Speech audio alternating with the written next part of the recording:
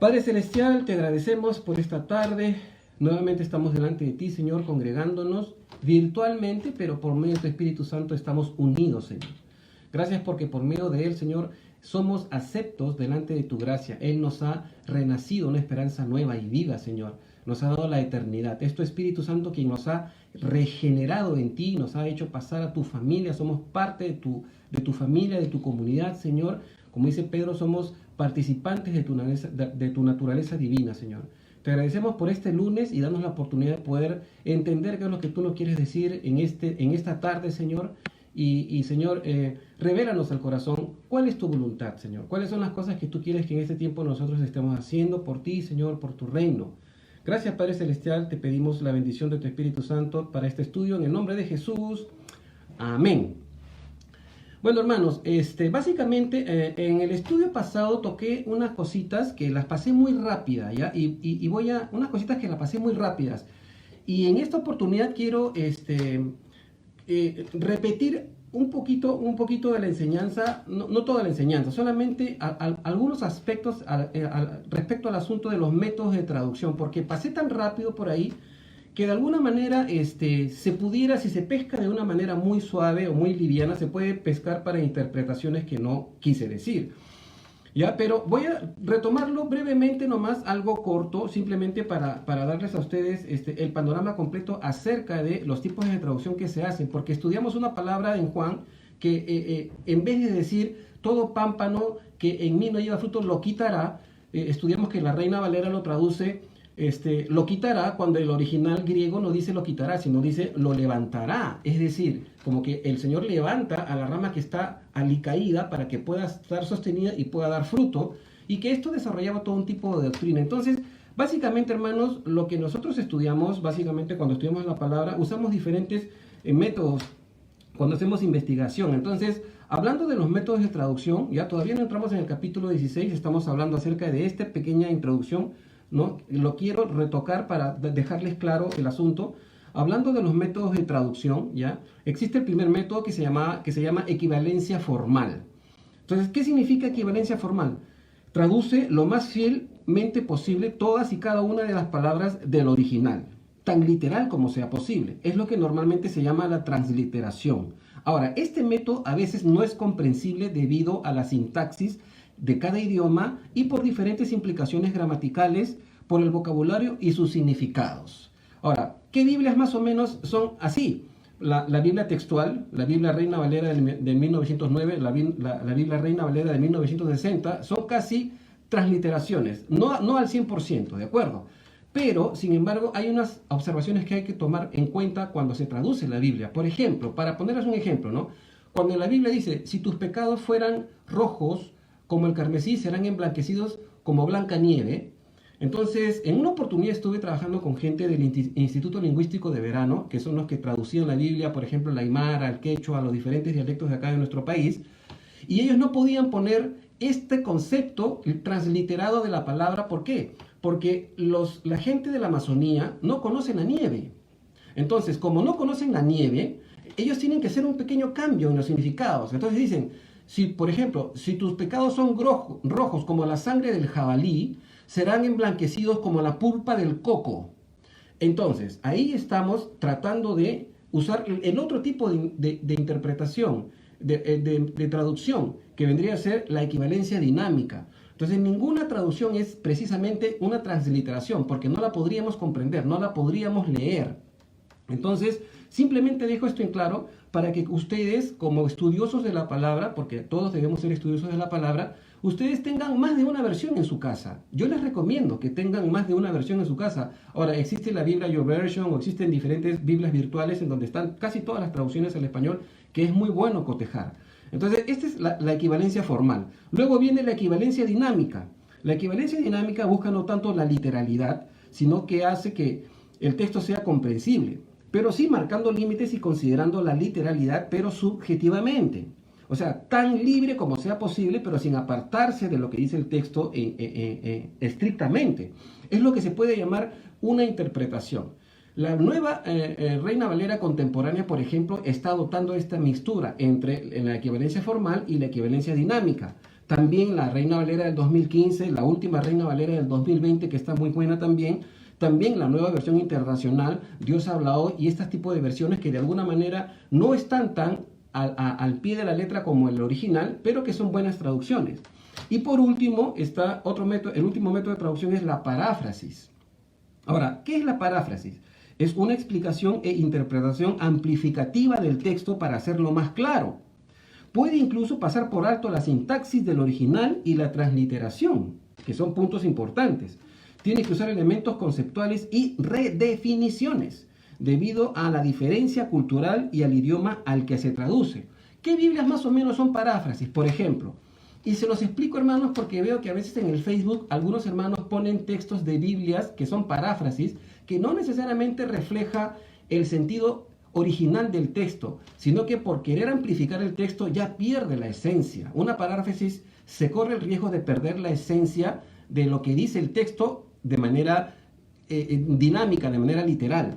Por ejemplo, la traducción al lenguaje actual, que muchos la leen, y también otra Biblia que es la Nueva Traducción Viviente, que son Biblias buenas, ¿de acuerdo? Pero yo les recomendaría, y esto es lo que quería decirles en el estudio pasado, sino que no lo pude hacer, ahora se los estoy diciendo.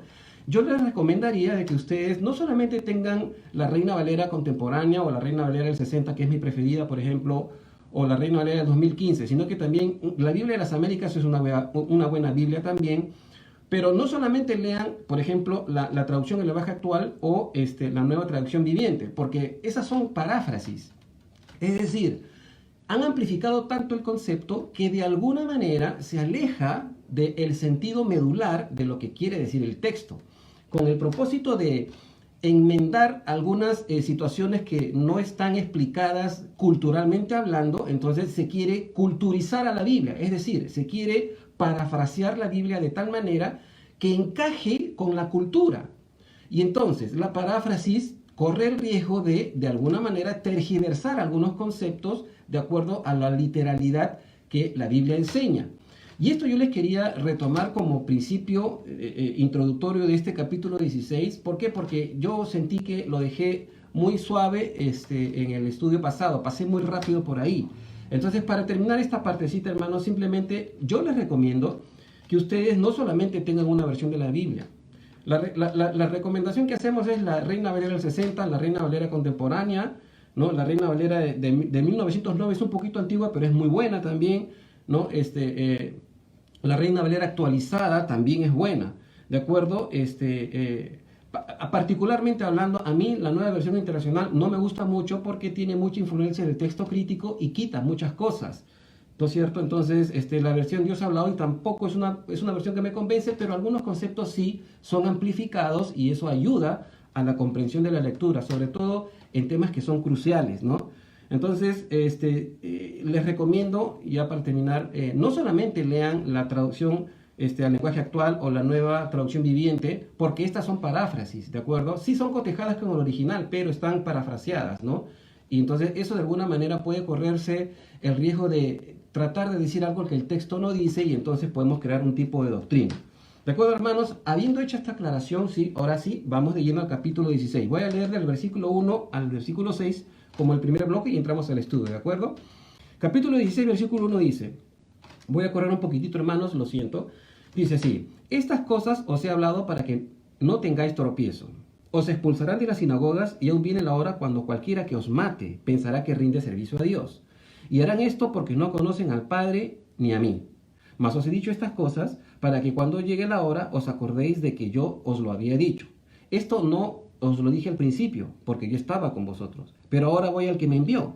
Y ninguno de vosotros me pregunta, ¿a dónde vas? Antes, porque os he dicho estas cosas, tristeza ha llenado vuestro corazón. Entonces, hay que tener en el contexto de que estamos continuando la respuesta de Jesús desde el capítulo 14, cuando Pedro le dice, ¿a dónde te vas a ir? Y Jesús empieza toda esta maravillosa disertación de intimidad con sus discípulos, cuando ya Judas había salido a carburar, a maquinar la traición y a encontrarse con los sumos sacerdotes y la guardia del templo para capturar a Jesús. Entonces, Jesús está aclarando en estos primeros versículos las cosas y el futuro que les espera a ellos y a él también, ¿no? Y a todo aquel que le reciba. Es decir, todo aquel que reciba a Jesús sufrirá la misma persecución que sufrió él. Y esto es algo importante de notar, ¿de acuerdo? Porque esto habla en realidad, o zanja en realidad por completo esta doctrina de la prosperidad, ¿de acuerdo? Entonces, la sencilla razón es, ¿por qué nos van a perseguir? Porque no somos de este mundo, hermano. Y esa es la pura verdad. Al no ser nosotros de este mundo, hay un espíritu que está contra nosotros, que es el espíritu del mundo. Ahora, probablemente los discípulos se preguntaban por qué Jesús les estaba hablando acerca de la persecución y el odio del mundo. Jesús les dijo que esperar los problemas de antemano les ayudaría a permanecer en el camino de la voluntad de Dios. Y esto es importante notarlo, porque a veces cuando nosotros conocemos qué es lo que nos espera, entonces nuestro corazón se prepara. Pero cuando algo nos agarra improvisado, entonces nos asustamos demasiado. Las palabras de Jesús no eran para causarles temor a ellos, era simplemente diciéndoles, por si acaso, así como me han perseguido a mí, a ustedes también los perseguirán. Y cuando los persigan, recuerden que yo ya se los dije. O sea, en otras palabras, tengan el corazón preparado, porque sí o sí la persecución va a venir. Y hemos estudiado también que la iglesia viene siendo perseguida desde el apedreamiento de Esteban. ¿De acuerdo? Entonces, esto no es nuevo. Entonces, a veces cuando sabemos qué va a pasar, ¿de acuerdo? Preparamos el corazón para enfrentar eso que nos va a pasar. Los discípulos enfrentarían la excomunión y aún la muerte. Esto es importante notarlo. Pero el conocimiento previo que Dios les dio, que Jesús les dio, les daría la fortaleza para recordar que Jesús simplemente lo sabía todo. ¿De acuerdo? Y además, ellos sabían que Jesús había sido marginado, martirizado. Y también les advierte de antemano que lo mismo le va a pasar a sus apóstoles. ¿De acuerdo? Y o sea, no es noticia el padecimiento actual que la iglesia o nosotros padecemos, simplemente porque no somos del mundo. Los primeros cristianos eran judíos, pero muy poco tiempo después la iglesia comenzó a crecer y a esparcirse, ¿de acuerdo? Entonces, y de alguna manera la iglesia se reunía pidiendo el favor, el permiso de algún conocido de alguna sinagoga, pero cuando ya crecieron mucho y se hicieron muchos, entonces fueron ya como marginados. La mezcla de gentiles con judíos hizo insufrible a la iglesia, ¿no? Del Señor dentro del pueblo judío en las sinagogas, porque los judíos eran xenofóbicos, ¿de acuerdo? Y eso era muy duro de soportar. Entonces, a lo largo de la historia, ¿no? Vemos que muchos incluso han perseguido a los verdaderos cristianos con una motivación errónea, creyendo que tienen un celo por Dios, ¿no? Han encauzado este celo de manera errónea y pensando que rinden servicio a Dios, han matado a cristianos, ¿no? Hablemos de la época del oscurantismo, ¿no? Todos los mártires que fueron asesinados, ¿no es cierto? Quemados en hogueras. Acuérdense de la Inquisición, acuérdense de todo esto que sufrió la iglesia, ¿no? Antes de que de alguna manera la reforma de Lutero estandarizara el protestantismo, ¿no? De alguna manera, antes de eso, los cristianos legítimos eran acusados hasta de brujería. Entonces, no era nuevo para esto, ¿no? Los judíos, por ejemplo, tenían cierto conocimiento de Dios a través de la ley, pero esto no era un conocimiento para salvación, porque Dios ya había dicho que en el Salmo 95, del 8 al 10, por ejemplo, el Señor dice que era un pueblo, los judíos, los hebreos eran un pueblo que divagaba en su corazón y no habían conocido sus caminos. Y eso es por eso que Jesús le dice, si me rechazan a mí, también los rechazarán a ustedes, porque no conocen al Padre y tampoco me conocen a mí. Y por eso los van a rechazar. O sea, estén preparados para esto. Entonces Jesús advirtió a sus discípulos acerca de la persecución venidera con el fin de fortalecer su fe. No era para asustarlos. Si ellos reconocían que Él conocía el futuro, su confianza en Él crecería. Jesús no les hizo esta advertencia antes porque el odio del mundo estaba concentrado en Él. El mundo entero, todo el pueblo hebreo lo odiaba, ¿no? Y sobre todo la casta religiosa. Y Él los protegía con su presencia. Pero ahora ellos serían su cuerpo sobre la tierra y el sufrimiento para la iglesia era inevitable. Entonces, en los versículos 5 y 6, cuando supieron de la inminente partida de Jesús, porque Jesús mismo se los declaró, los discípulos se sintieron deprimidos, estaban decepcionados porque sufrirían la pérdida de la presencia física de su maestro. No entendían que la única manera de ir al Padre, ¿no? Era a través de la muerte. Jesús les dijo que su sufrimiento sería transformado en gran gozo porque Él no iba a quedar en la tumba, iba a resucitar. Cuando Jesús le dijo, ahora voy al que me envió, prácticamente se estaba refiriendo que su sacrificio estaba cerca.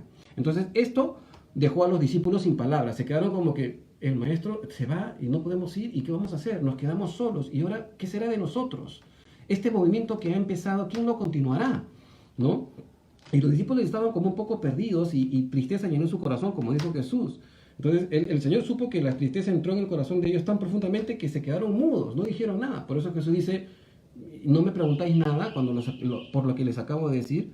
Entonces yo imagino la mente de los discípulos, hermanos, ¿no? Me imagino, por ejemplo, ellos pensando en todos los milagros, en el poder de Jesús que ellos habían visto, y todas las maravillas que Dios hizo por medio de Jesús, no podían impedir que el maestro se fuera.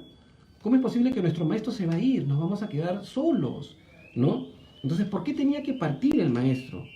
Ahora, es interesante también que notemos, hermanos, que, por ejemplo, Mateo narra que Jesús ya estaba declarando abiertamente su sacrificio. Mateo 16, 21, 22. Dice, desde entonces Jesús comenzó a predecir de que el Hijo del Hombre sería martirizado, crucificado, muerto, resucitado al tercer día. O sea, no era una novedad para los discípulos esto. ¿De acuerdo? Entonces, incluso Pedro, recordemos a Pedro, cuando Pedro trató de reconvenirle, lo llama aparte y le dice, Señor, por favor, que nunca ten misericordia de ti, que esto no te acontezca. Y Jesús mirándolo, le dijo, apártate de mí, Satanás, porque no ponen la mira en las cosas de Dios, sino en las cosas de los hombres. Fue una reprensión bastante dura. Entonces, no era nuevo que Jesús lo que les estaba diciendo, sino que como ya estaba llegando el momento, los discípulos entraron en pánico. Continuamos, versículos 7 al 15, dice así. Pero yo os digo la verdad, os conviene que yo me vaya, porque si no me fuera, el Consolador no vendría a vosotros. Mas si me fuere, os lo enviaré. Y cuando Él venga, convencerá al mundo de pecado, de justicia y de juicio. De pecado por cuanto no creen en mí, de justicia por cuanto voy al Padre, y no me veréis más. Y de juicio, por cuanto el príncipe de este mundo ha sido ya juzgado. Aún tengo muchas cosas que deciros, pero ahora no las podéis sobrellevar. Pero cuando venga el Espíritu de verdad, Él os guiará a toda la verdad, porque no hablará por su propia cuenta, sino que hablará todo lo que oyere, y os hará saber las cosas que habrán de venir. Él, el Espíritu Santo, me glorificará, porque tomará de lo mío y os lo hará saber. Todo lo que tiene el Padre es mío. Por eso dije que tomará de lo mío y os lo hará saber. Entonces, acá hay algo muy interesante, mis hermanos. ¿Por qué digo que es algo interesante? Porque el versículo 7 básicamente es el centro del discurso de este capítulo, ¿ya? Esto no solo es una buena noticia, sino que desprende doctrina. Es decir, lo que el versículo 7 dice, pero os digo la verdad, os conviene que yo me vaya, porque si no me fuere el Consolador, el Espíritu Santo, no podría venir. Entonces, ¿cuál es la naturaleza de Dios? ¿Cuál es la naturaleza de Dios? ¿Por qué el Espíritu Santo no puede venir si Cristo no es glorificado en su resurrección? Dios siempre ha obrado, vemos a lo largo del Antiguo Testamento, por medio de su Espíritu Santo, ¿no es cierto? Pero ahora, en su encarnación, es decir, en el Hijo, el Espíritu Santo pareciera que está subordinado a lo que haga Cristo, ¿no?, en su ministerio terrenal. De igual manera, en la que Cristo estuvo subordinado al Padre en su condición humana, en la parte administrativa, pudiéramos decir así, en la parte administrativa, en la economía de Dios, el Espíritu Santo cumple también una función, ¿de acuerdo? Él está predestinado a entrar al corazón humano, es decir, al espíritu humano, para operar la regeneración, la nueva creación. En el Antiguo Testamento el Espíritu Santo venía sobre las personas, y esto ya lo hemos visto, ¿de acuerdo? Ya lo hemos visto. El Espíritu Santo venía sobre las personas, ¿no? Pero no regeneraba a la persona como lo hace desde que fue enviado por el Padre, luego del sacrificio de Cristo Jesús. Entonces, esto deja entrever que la salvación de los santos del Antiguo Testamento descansa en la fe. ¿De acuerdo? En la fe que tuvieron en Dios, como por ejemplo Abraham. Por esto creemos nosotros, ¿de acuerdo? Como iglesia, nosotros creemos que la fe precede a la regeneración. De lo contrario, los santos del Antiguo Testamento hubieran tenido que ser regenerados aparte del sacrificio de Cristo. En este caso, ¿no?, ¿qué necesidad había de que el Cordero de Dios sea sacrificado? ¿No? Pero ahora en este tiempo la fe nos sirve para creer en un Cristo que nunca hemos visto en la actualidad.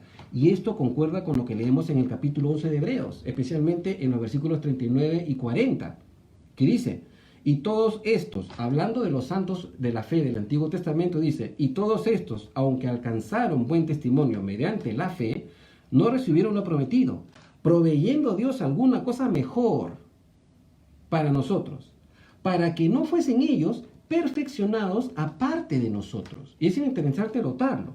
Entonces, la enseñanza de Jesús tocante al Espíritu Santo es que era necesario que Él sea quebrado para poder mandar al Espíritu Santo a morar en el corazón humano. También es de considerar que la fe en Cristo Jesús justifica al pecador y eso le permite ser declarado judicialmente de parte de Dios como justo. ¿De acuerdo? Y por lo tanto, el Espíritu Santo puede regenerar el corazón, ¿no?, de la persona y, entre comillas, darlo a luz. en el seno de Dios. Por eso es que nosotros somos engendrados de voluntad de Dios. Es decir, cuando creemos en Cristo Jesús, el Espíritu Santo entra en nosotros, nos regenera y Dios nos da a luz. Y pasamos del reino de las tinieblas al reino de su amado Hijo. Entonces, es interesante notarlo. Pueden revisar Juan capítulo 1, versículos 12 y 13, cuando dice bien claro, ¿no? A los que creen les dio potestad de ser hechos hijos de Dios. Entonces, el Espíritu Santo, básicamente, hermanos, es el Paracleto, ¿ya? ¿Qué es Paracleto? Esta palabra se usaba, en ese contexto, se usaba para referirse a los asesores legales que defendían una causa o presentaban un caso, ¿de acuerdo? Como abogados. El Espíritu prometido que vino al mundo en un sentido nuevo y distinto el día de Pentecostés fue prometido por medio del profeta Joel. ¿Dónde leemos esto? En Joel capítulo 2, versículo 28, que dice: y después de esto derramaré mi espíritu sobre toda carne y profetizarán vuestros hijos y vuestras hijas, vuestros ancianos soñarán sueños y vuestros jóvenes verán visiones. Y también sobre los siervos y sobre las siervas derramaré mi espíritu en aquellos días. Y esta cita la mencionó Pedro cuando todos recibieron el bautismo del Espíritu Santo y hablaron en diferentes lenguas, y entonces Pedro aplicó este versículo, solo que no se cumplió, se cumplió parcialmente. ¿Por qué? Porque no se oscureció el sol, no pasó nada de lo que Joel dice después. Entonces, con esto Jesús dice: os lo enviaré, como que Él lo está enviando. Y es interesante, haciendo alusión a su divinidad. ¿Por qué? Porque solo Dios puede impartir el Espíritu Santo. ¿De acuerdo? Entonces Dios, conociendo nuestra debilidad, nos da de su Espíritu Santo para poder vivir nuestra vida en victoria sobre el pecado, ¿no? Les recomiendo que busquen 2 Timoteo 1:7, y dice así: porque Dios no nos ha dado espíritu de cobardía, sino de poder, de amor y de dominio propio. Ahora, los versículos del 8 al 11 son muy importantes para poder entender algo. Primero, en el versículo 8, uno de los ministerios del Espíritu Santo sería convencer al mundo de pecado, de justicia y de juicio. Ahora, hay que observar algo acá, hermanos, también, y se los quiero poner bien claro. ¿Ya? Convicción no es lo mismo que conversión. Repito, convicción no es lo mismo que conversión. Una persona puede estar convencida de algo, ¿de acuerdo? Pero no convertida. Y esto es importante notarlo. Aunque la convicción es necesaria para que la conversión del espíritu de la persona se pueda dar, ¿no? Primero tiene que haber una convicción genuina y luego, como producto de eso, una conversión, que de alguna manera nosotros vemos que lo opera el Espíritu Santo. Cuando dice Jesús: convencerá al mundo, la palabra convencerá es la traducción del término griego elexei, que significa presentar o exponer los hechos, convencer de la verdad. En otras palabras, el Espíritu trabaja en la mente del incrédulo para mostrar la verdad de Dios. Entonces, generalmente este proceso incluye la intervención humana, es decir, la voluntad, ¿de acuerdo? ¿No? Mucha gente, a pesar de la evidencia, decide no creer en Jesús. Y esto es importante, lo vemos a diario, ¿no? Y simplemente deciden rechazar el Evangelio. Hay incluso historiadores, incluso científicos, que dicen: bueno, en realidad sí, toda la ciencia refleja de que apunta a que hay un diseñador o un diseño inteligente, ahora le llaman así, ¿no? Pero no reconocen a Jesús. Es decir, la naturaleza misma le da evidencia de una divinidad, de una deidad, pero no aceptan a Jesús. Muchos historiadores famosos también dicen: Jesús inevitablemente existió, lo querramos o no lo querramos aceptar. De que existió, existió, ¿de acuerdo? Pero no quiero creer, pues. No me importa, no me interesa, ¿no? O sea, ya es una cuestión de la voluntad, ¿de acuerdo? Entonces, es importante tener esto en mente, ¿ya? El versículo 9 dice: de pecado por cuando no creen en mí. Es decir, que el Espíritu Santo presenta el Evangelio por medio de la iglesia, en este caso ahora nosotros actualmente, pero la gente lo puede rechazar. Es lo que llamamos el pecado imperdonable. Tú le predicas a alguien y te dice: mira, ¿sabes qué? A mí me lo han dicho, hermanos, bastantes veces, ¿no? Y he tenido que salir de ambientes porque ya yo mismo no lo podía sufrir. Y recordé cuando Pablo dice: sacúdete los pies y ya no entres ahí, porque me han dicho: mira, tú y tu Jesús me llegan altamente. No me hables más, no me interesa y punto. Me lo han dicho textualmente. Entonces yo dije: bueno, está bien, no puedo hacer más, ok. Entonces simplemente evitar, ¿no?, ser vituperados también en un sentido. ¿Por qué? Porque no puedo estar echando perlas a los cerros tampoco, ¿no? Pero salvo si el Espíritu Santo me vuelve a guiar a volver a hablarles. Pero hay personas que rechazan categóricamente el Evangelio, ¿no?, con conocimiento de causa, ¿no?, incluyendo cuando tú le presentas la parte histórica. Entonces esto es difícil, pero es la verdad. Entonces la mayoría de las personas no reconocen de inmediato que son culpables y pecadoras.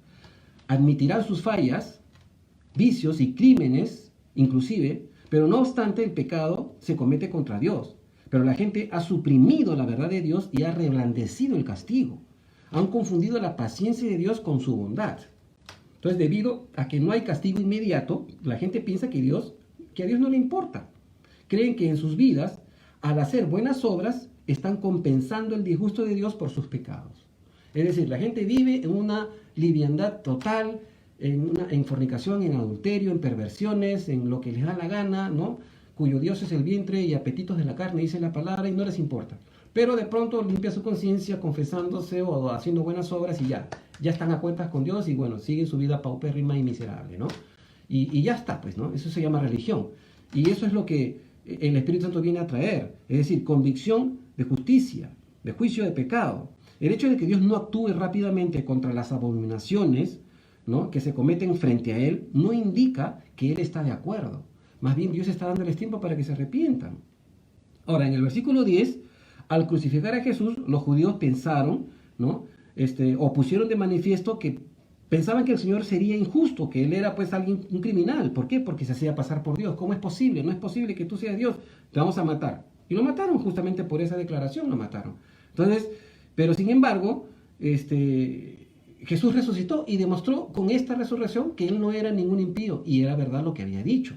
¿De acuerdo? En la Biblia nosotros leemos, por ejemplo, en Deuteronomio 21:23 que dice: todo aquel que es colgado en un madero, maldito es, ¿no? Y Pablo también en Gálatas 3:13 lo refresca, ¿no? Entonces, la resurrección de Jesús demostró que Jesús fue al Padre, ¿no? Y demostró que Él era el siervo justo prometido en los profetas, el siervo justo de Dios. ¿De acuerdo? En el versículo 11, ¿ya?, la tercera tarea, o digamos, sí, la tercera área de obra o tarea en la obra de convicción del Espíritu Santo tiene que ver con el juicio. Es decir, la muerte y resurrección de Jesús sellaron la condenación de Satanás. ¿No es cierto? Pueden leer ustedes Colosenses 2:15, ¿no? Los clavó públicamente triunfando sobre ellos en la cruz. Interesante. El príncipe de este mundo, ya sabemos que es Satanás, ¿no? Y Pablo lo llama el Dios de este siglo. Pero, sin embargo, por medio de su muerte, Jesús derrotó al diablo. ¿Por qué? Porque el diablo era el que tenía el imperio de la muerte. Ahora, Jesús tiene las llaves de la muerte y del Hades. En Apocalipsis 1, del 17, parte B al 18, lo voy a leer, y dice así: no temas, yo soy el primero y el último. Versículo 18, y el que vivo y estuve muerto, mas he aquí ahora vivo por los siglos de los siglos, amén. Y tengo las llaves de la muerte y del Hades. Es lo que tiene nuestro Señor ahora. Se las arrebató al enemigo. ¿De acuerdo? Y es importante notarlo. Desde el versículo 12 al 15 de Juan 16, Jesús dijo que el Espíritu Santo no enseñaría a los discípulos por su propia cuenta, es decir, por iniciativa propia, sino que les instruiría en todo lo que oyere del Padre. Este hecho demuestra la interacción que existe entre las personas de la Trinidad. El Padre diría al Espíritu lo que debía enseñar a los apóstoles acerca del Hijo, pero él mismo, ¿ya?, al mismo tiempo, les recordaría las palabras de Jesús, porque el Espíritu Santo es Dios y conoce el futuro también, ¿no? Recordemos, por ejemplo, ¿no?, que este evangelio que estamos estudiando fue escrito entre el año 95, 96 y algunos datan hasta el 98, casi 100 después de Cristo. O sea que han pasado aproximadamente unos 60 años que Juan escribió su evangelio. ¿Cómo es que se acordó de todo lo que está narrando aquí? Es que fue el Espíritu Santo, ¿no es cierto?, que les recordó las palabras de Jesús. Por eso lo podemos confirmar.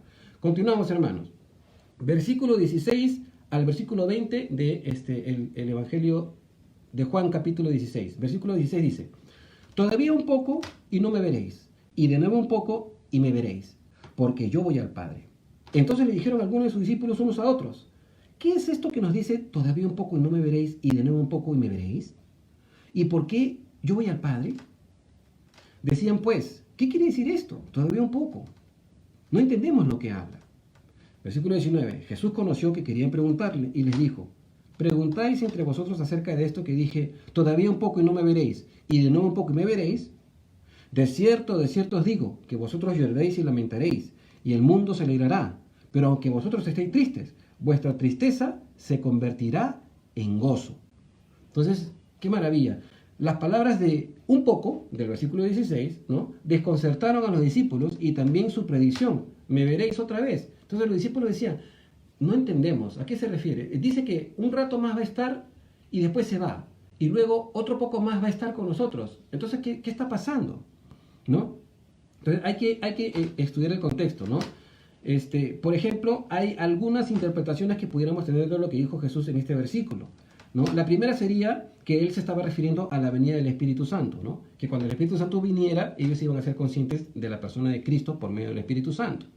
Una segunda interpretación podría ser que estaba hablando de su segunda venida, es decir, cuando él iba a venir corporalmente, pero ya han pasado casi 2000 años y Jesús no ha venido corporalmente todavía.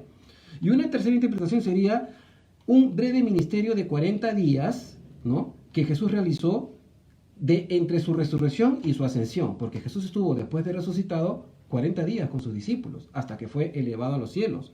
Entonces, esta parece ser la interpretación más plausible de lo que dice el versículo 16. ¿De acuerdo? ¿Por qué? Porque Jesús estuvo 40 días con sus discípulos en donde demostró su divinidad.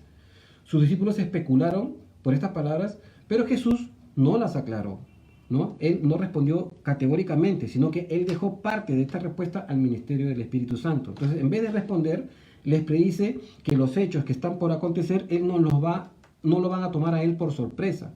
Y sus discípulos deben confiar en que Jesús les está diciendo la verdad. El mundo se iba a alegrar por la muerte de Jesús. Y esto es impresionante, porque ¿saben qué, hermanos? Hasta ahora el mundo se alegra de la muerte de Jesús. Hasta ahora. Hasta ahora. Hay muchos que tú mencionas Jesús y para ellos les suenan vidrios en los oídos, ¿no? Pero de alguna manera Jesús les dice, una vez más, yo estaré con ustedes y ustedes se van a alegrar, se van a gozar. Y Jesús así se adelanta a los hechos, ¿no? Se adelanta a los hechos. ¿Por qué? Para que le dice a sus discípulos, para que al suceder ustedes ya estén tranquilos y encuentren gozo y descanso. ¿Por qué? Porque ya se los he dicho. Entonces yo imagino a los discípulos, después de todo lo que pasó, recordando las palabras de Jesús, diciéndose unos a otros, ¿se acuerdan lo que dijo el maestro? Sí, todo lo que he dicho se ha cumplido, es verdad. Él es el Mesías, Él es nuestro Dios. Y por eso Jesús adelantó todas estas cosas. ¿De acuerdo? Continuamos, versículos 21 al 24. Y esto es una alegoría que hace Jesús que es bien interesante. La mujer, cuando da a luz, tiene dolor, porque ha llegado su hora. Pero después que ha dado a luz un niño, ya no se acuerda de la angustia por el gozo de que haya nacido un hombre en el mundo. También vosotros tenéis ahora tristeza, pero os volveré a ver, y se gozará vuestro corazón, y nadie os quitará vuestro gozo. En aquel día no me preguntaréis nada. De cierto os digo que todo cuanto pidiereis al Padre en mi nombre, Él os lo dará. Hasta ahora nada habéis pedido. Pedid en mi nombre y recibiréis, para que vuestro gozo sea cumplido. Entonces, en esta alegoría de este versículo 21 que hemos leído, Jesús ilustró la verdad del dolor que se sustituye por el gozo inmediato, usando el ejemplo del dolor que una mujer tiene cuando está en pleno alumbramiento dando a luz un niño, ¿no? Pero de pronto este dolor tan cataclísmico, cuando ya nace el bebito, ¡pum!, desapareció. Y la mujer mira al bebé y se alegra de que ha nacido un hombre en el mundo. Y Jesús usa esta alegoría para este pequeño dolor que ellos van a experimentar por medio del sacrificio de Cristo Jesús. Van a ver a su maestro clavado en la cruz, sangrando, muerto, pero al tercer día lo van a ver otra vez, resucitado. Y esto es lo que Jesús les está dando a entender. Por eso usa esta alegoría. Entonces, los discípulos estaban entrando en este proceso de dolor, ¿no? O sea, de tristeza. Pero la promesa del gozo estaba a la puerta. Era necesario que Jesús padeciera. Cuando ellos lo vieron después de su resurrección, tuvieron gran gozo. Ese gozo nunca más terminaría, puesto que ellos supieron que Él murió por los pecados una sola vez, pero ahora vive para siempre. ¿De acuerdo? Ese gozo fue el que los llevó en fortaleza y constante empeño por sobre toda tribulación y que incluso los llevó al martirio, ¿no? El gozo fue tal que produjo convicción de la verdad de la deidad de Jesús y eso nunca les fue quitado. Es el mismo gozo que está a nuestra disposición, hermanos. Es lo mismo para nosotros. Jesús es tan real hoy como lo es para sus discípulos, por medio del Espíritu Santo. Los versículos 23 y 24 enseñan que se aproximaban acontecimientos que traerían consigo cambios en la manera de cómo Cristo se iba a relacionar con sus discípulos, ¿no? Ya que no estaría con ellos físicamente, porque Jesús dice en aquel día, significa después de su ascensión, ¿ya? No podrían hacerle preguntas, porque ya no estaba, era obvio. Sin embargo, él dice, pero el Espíritu Santo les ayudará. Es interesante. Les recordaría las palabras de Cristo y los empoderaría, les daría poder para hacer la obra de Dios y para guardar los mandamientos de Jesús. Es importante que nosotros entendamos que debemos estar llenos del Espíritu Santo. Ahora, en el versículo 23, cuando dice, de cierto os digo, revela de nuevo una declaración importante. Ellos, los discípulos, serían embajadores y por tanto tenían el derecho de pedir al Padre todo cuanto necesitaran para llevar a cabo su voluntad. Las palabras de Jesús en mi nombre, ¿ya?, no son una fórmula mágica para que el cristiano que pide tenga autoridad para hacer su propia voluntad, es decir, pedir lo que nos da la reverenda gana. Más bien, estas palabras unen las peticiones con la obra del Hijo, es decir, con lo que el Hijo intenta hacer en este mundo, que es salvar a las almas, mientras se realiza la voluntad del Padre. Entonces, son prácticamente la promesa de suplir todo lo que falta para la obra de Dios. Ahora, hacemos un paréntesis acá. Por ejemplo, ¿significa eso, por eso, que nosotros no podemos pedir nada espontáneamente de acuerdo a nuestras necesidades? No, sí podemos.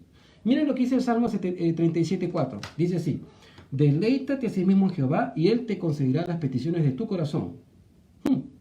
Por ejemplo, la oración de Ana con Samuel.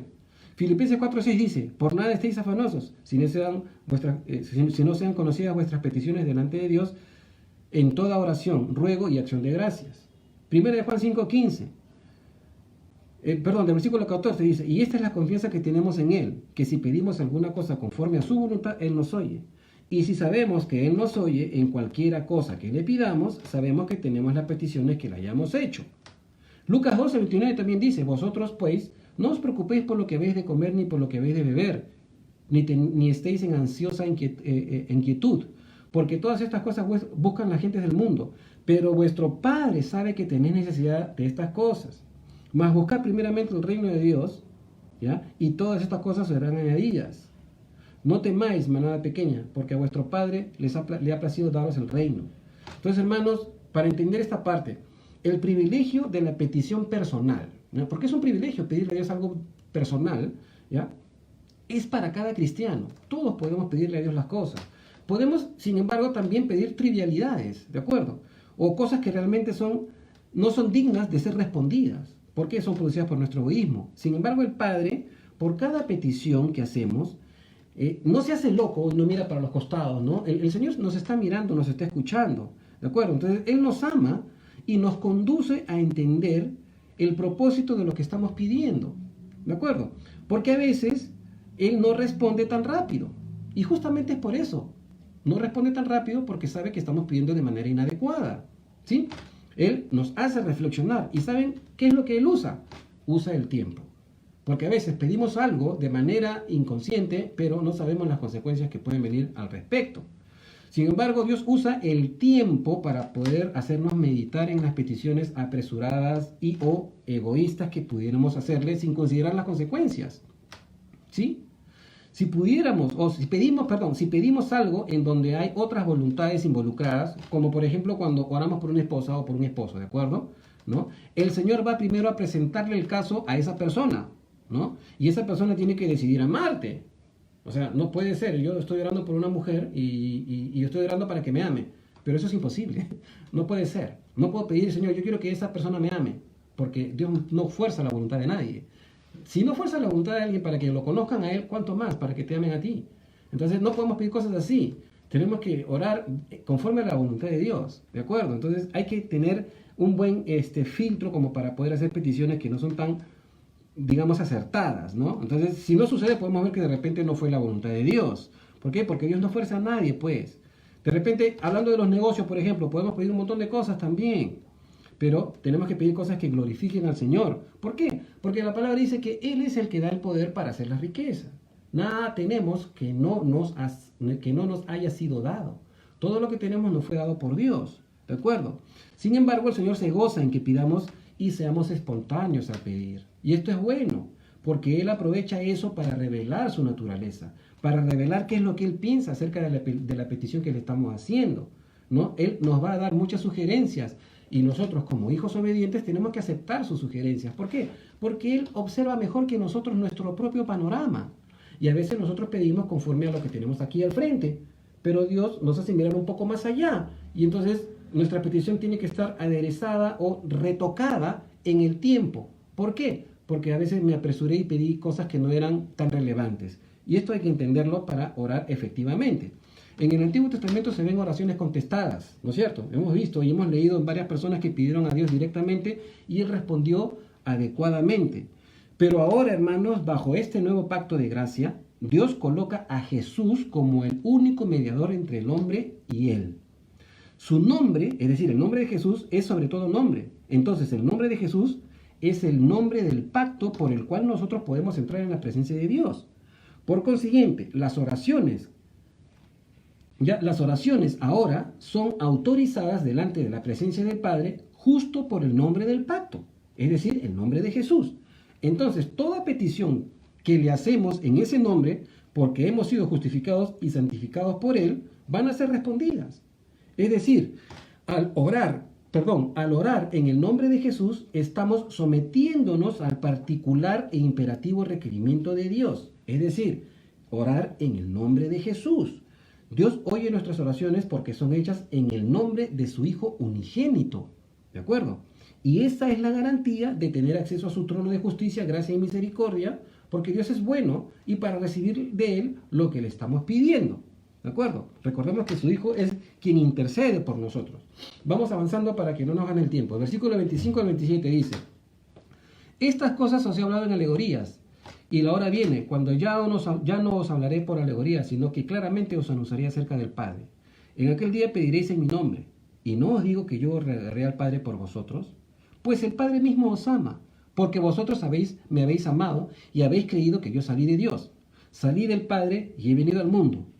Otra vez dejo el mundo y voy al Padre. Interesantísimo. Entonces, en este versículo 25, Jesús les aclara que le era necesario hablar en alegorías, ¿no? Es decir, usando ejemplos y hablando en parábolas, ¿no? Muchas veces Jesús habló en parábolas, debido a que ellos, por no tener dentro el Espíritu Santo, no podían comprender al 100% cabalmente lo que Jesús quería dar a entender con sus enseñanzas.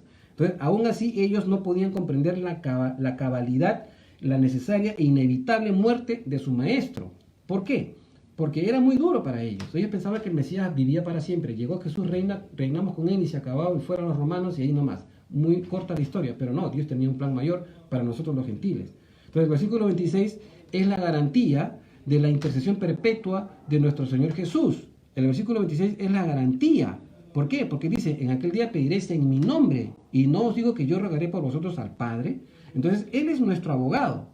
Él es el que nos representa frente al Padre, y en concordancia, ¿no?, con la demanda divina, el Padre acepta esa representación, y de esa manera Jesús intercede a nuestro favor aún en nuestras debilidades. Como por ejemplo lo dice en Hebreos 4.15, que se nos lee ahorita. Hebreos 4.15 dice: porque no tenemos un sumo sacerdote que no pueda compadecerse de nuestras debilidades, sino uno que fue tentado en todo según nuestra semejanza, pero sin pecado. Entonces, la garantía de la respuesta de Dios a nuestras oraciones es que nosotros hemos creído que Jesús es Dios absoluto, pues ha salido de Dios y volvió a Dios, pero ahora con un cuerpo humano, representando así a cada hijo que Él adopta como hijo legítimo. Y esto es impresionante, hermanos. ¿Por qué? Porque en el ser de Dios ahora hay un cuerpo humano, que es el cuerpo de Jesús. Es interesante, decimos nosotros, Dios nunca cambia. Es verdad, Dios nunca cambia. Pero antes de la encarnación, en la divinidad no había un cuerpo humano. Hace 2000 años ya lo hay. Imagínense que la misma naturaleza de Dios se involucró en la redención del hombre. Cuán importante es para Él el hombre. Sin embargo, el hecho de que Dios oiga nuestras oraciones, y acá también hay que observar esta otra parte, no significa o no implica que responderá a todas favorablemente, ¿de acuerdo? Sin considerar las implicancias y las motivaciones que nos llevan a pedir algo de Él. Por ejemplo, si comparamos con el amor de un padre se demuestra incluso cuando el padre le niega al hijo algo, porque sabe que esto que le ha pedido lo va a dañar o lo va a apartar de él, o va a perder al mismo hijo en su camino. Este es el verdadero amor de un padre. Entonces, pedir a Dios es un privilegio, hermanos.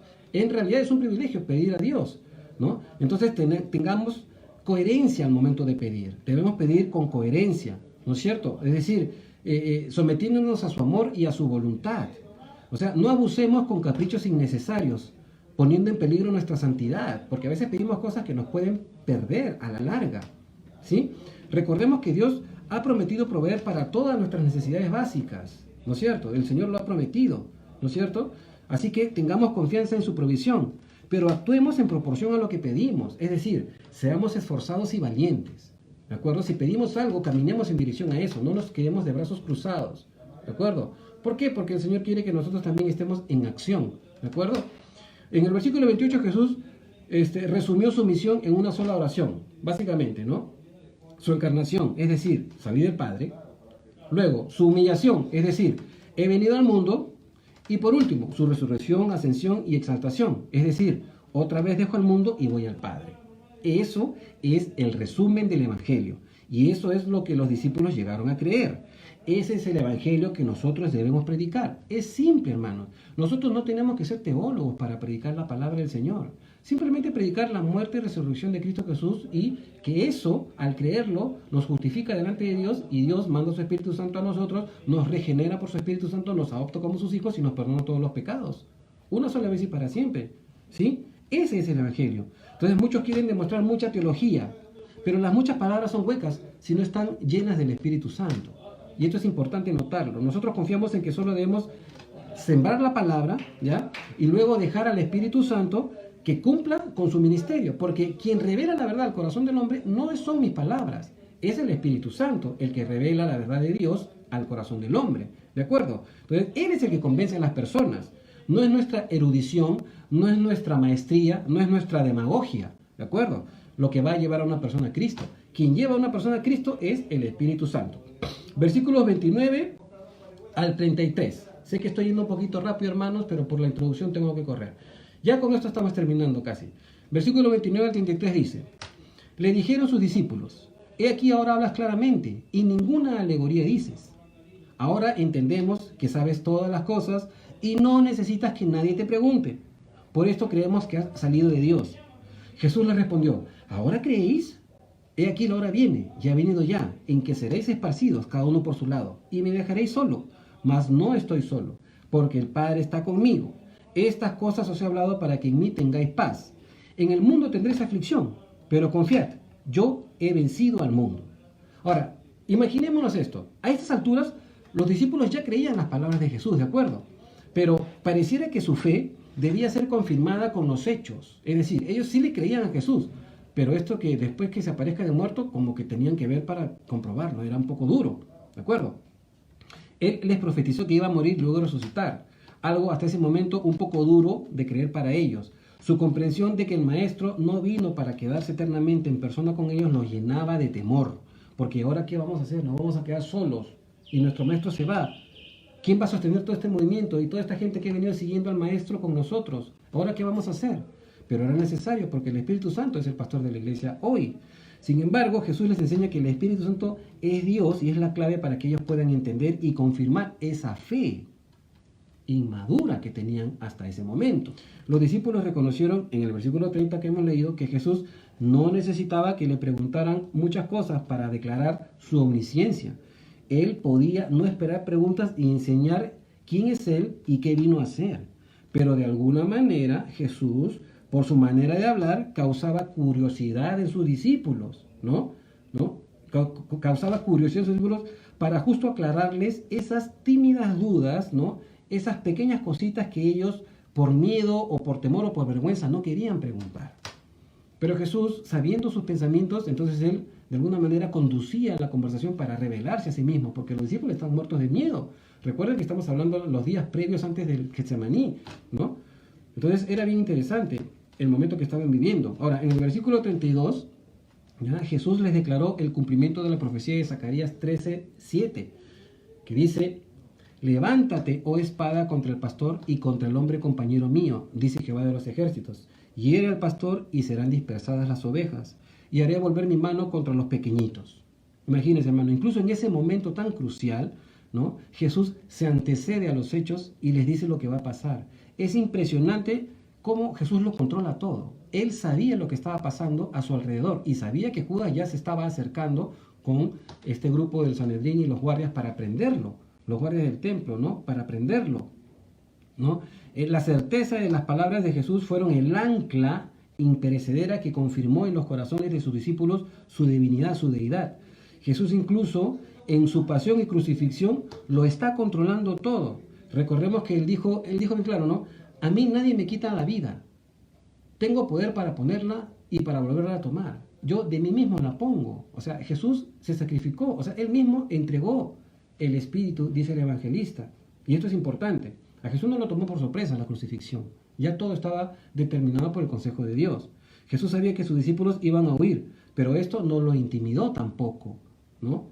O sea, prosiguió hacia el Getsemaní. Él sabía que el Padre estaría allí con él. Ahora, ya como para ir terminando, hermanos, nosotros los creyentes, ¿ya? Tenemos una doble experiencia en la actualidad, ¿ya? Y esto es más o menos lo que se desprende de este estudio de hoy. O sea, tenemos como dos vidas paralelas, o tenemos como, digamos, dos escenarios que vivimos en paralelo.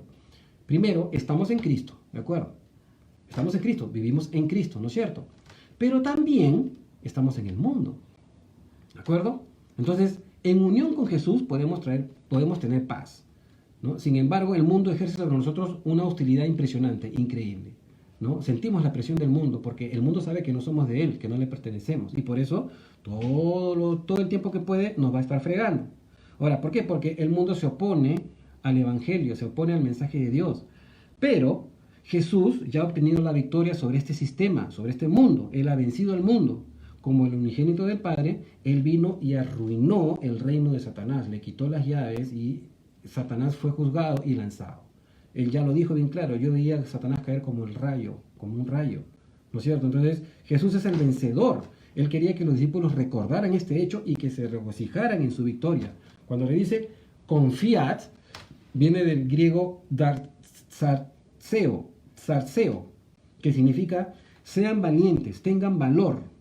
Interesante. Jesús no nos promete un jardín de rosas en nuestro cristianismo. Nos dice la verdad. Jesús no nos promete la felicidad perpetua y eterna en este mundo. Él dice, en el mundo vas a tener aflicción. Por cualquier frente va a venir la aflicción. ¿De acuerdo? Ahora, la palabra aflicción es interesante de notar. Es la palabra del griego dislipsis, de donde viene la dislexia. ¿De acuerdo? Esta palabra que se usa para aspectos psiquiátricos o psicológicos. Y básicamente significa presión, estrechez, aflicción, angustia, atribular, persecución, tribulación. Todo eso significa lo que Jesús dijo, ¿no? Entonces, hermanos, no nos toca huir a nosotros del mundo, sino hacerle frente. Porque el mundo está allí, con el gatillo, o sea, el mundo está con el dedo en el gatillo, para dispararnos en cualquier momento. Esto no es nuevo y no nos debe atemorizar. Miren lo que dice Colosenses, con esto los estoy dejando. Colosenses 2, del versículo 3 al 15 dice, y a vosotros, estando muertos en pecados y en la incircuncisión de vuestra carne, os dio vida juntamente con él, perdonándoos todos los pecados, anulando el acta de los decretos que había contra nosotros, que nos era contraria, quitándola de en medio y clavándola en la cruz, y despojando a los principados y a las potestades, los exhibió públicamente, triunfando sobre ellos en la cruz. Esto es lo que hizo nuestro Dios y Salvador Jesucristo. Anuló el acta de los decretos que nos era contraria, clavó en la cruz y venció a todos los principados y potestades. O sea, el pecado y el mundo no tienen potestad sobre nosotros. Siempre y cuando tú decidas hasta dónde lo dejas entrar en tu vida. Porque Dios no fuerza tu santidad. Ya lo hemos estudiado varias veces. Uno es santo porque decide ser santo. Por eso el Señor dice, sed santos. ¿No es cierto? Porque Él dice, implica tu voluntad. Tú tienes que determinarlo. Tú tienes que decir, quiero ser y voy a ser santo. Entonces, este texto de Colosenses, hermano, que hemos leído, desbarata por completo, Pablo desbarata por completo esta doctrina de las maldiciones generacionales, ¿no? De que nosotros estamos padeciendo ahora porque de repente en el pasado, mi generación anterior y anterior, había una bruja y por eso yo estoy en pobreza. Es una tontería, ¿no? ¿Por qué? Porque eso, la palabra enseña totalmente lo opuesto. En Hebreos 2.14 dice así, así que por cuanto los hijos participaron de carne y sangre, él también, es decir, Jesús, también participó de lo mismo, para destruir por medio de la muerte al que tenía el imperio de la muerte, esto es, al diablo. Interesante. Versículo 15 de Hebreos 2 dice, y librar a todos los que por el temor de la muerte estaban durante toda la vida sujetos a servidumbre. Entonces, hermanos, para terminar, ya sabemos nosotros entonces que el mundo nos va a aborrecer. Ya sabemos que el mundo va a disparar sus misiles contra nosotros. Y nosotros no debemos sorprendernos. Nos horrorizamos por la ideología de género, nos horrorizamos por la homosexualidad, nos horrorizamos por el socialismo, nos horrorizamos por LGTB y nos horrorizamos, etc. Nos horrorizamos. Hermano, eso tarde o temprano va a suceder. Lo que tenemos que hacer nosotros es seguir doblando las rodillas, porque los cristianos somos el único ejército que peleamos de rodillas en adoración al Padre. Y eso es lo que tenemos que hacer. Cuando el Señor diga, párate, hay que pararse, sí, es verdad. Pero tenemos que doblar rodillas y orar por aquellas almas que, de alguna manera, el Señor está esperando en su paciencia que sean salvos. ¿Y saben por qué, hermanos? Porque hablando de la soberanía y todo este asunto, ¿no?, que confunde a algunos cristianos, si Dios es soberano, ¿por qué Él mismo nos exhorta a orar para que las almas se conviertan y reciban el perdón? Es interesante notarlo así, ¿verdad? Entonces tenemos que tener esto en mente, ¿no? Dios nos ha confiado el reino del Señor. ¿Para qué? Para predicarlo. ¿Saben por qué? Porque todavía no estamos viviendo en el milenio, no estamos disfrutando al 100% del reino. ¿De acuerdo? Mantengamos firme nuestra convicción y santifiquémonos. Esto es lo importante, hermanos, santificarnos. Hagamos tesoros para nosotros, o sea, no hagamos tesoros para nosotros en este mundo, no vale la pena. Sino hay que hacer tesoros para el reino venidero, para el que se avecina. Y sin embargo, a veces vemos cristianos que están luchando como si van a vivir perpetuamente en este planeta, cuando no va a ser así. Cada uno de nosotros tenemos las llaves del reino. Así como le dijo a Pedro, el Señor te lo dice a ti, hermano. Tú tienes las llaves de la vida, del Hades. O sea, tú puedes abrir. Cuando le predicas a alguien, tú puedes abrir y esa persona puede escuchar el Evangelio. Entonces, usémoslas con sabiduría, compartamos el Evangelio, usemos todo lo que está a nuestro alcance, las redes, todo lo que está a nuestro alcance. Y el Espíritu Santo nos va a decir nos va a enseñar qué decir y cómo decirlo, hermanos. Esto es importante en este tiempo tan difícil que, como dice Daniel, ¿no?, y muchos correrán de aquí para allá y la ciencia aumentará. En este tiempo tan convulsionado, la solución para la vida del hombre es el Evangelio, es Cristo Jesús. Y eso es lo que enseñamos. Y eso es lo que tenemos que procurar predicar. El Evangelio es simple, hermanos. Entonces, hermanos, terminamos. Quiero dejarlos con esto. Les robé un minuto, son 6 y 1 para mí. La próxima semana continuamos con las palabras de Jesús. Jesús empieza a orar, porque el versículo 1 del capítulo 17 dice, y levantando los ojos al cielo, Jesús oró, habló, y es la oración más maravillosa que podemos encontrar en la palabra del Señor, hermanos. Entonces, mantengámonos en la brecha de la oración, no desmayemos, ¿sí? Que las noticias, que son cada día peores, no nos desanimen. Mejor no veas noticias, solamente lo necesario, ¿no? No te dejes deprimir, no te dejes apabullar, no te dejes intimidar por todo lo que vemos en la televisión. ¿Por qué? Porque el Señor lo controla todo, al Señor nada lo sorprende, hermanos. El Señor tiene control absoluto de todo lo que está pasando en el mundo y alrededor nuestro. ¿De acuerdo, hermanos? Permítame hacer una oración para terminar, ¿sí? Padre Celestial, te agradecemos por esta tarde, Señor. Sabemos que tu Espíritu Santo, que ha sido enviado a cada corazón de tus hijos, Dios, es quien nos revela tu verdad y nos recuerda tus palabras. Sin embargo, Señor, es menester nuestro y responsabilidad nuestra de que nosotros la estudiemos tu palabra, Señor, para poder conocerte más. Por favor, te suplicamos que tú despiertes en nosotros esa sed y ese hambre por tu palabra, Señor, para buscarte cada día, Señor.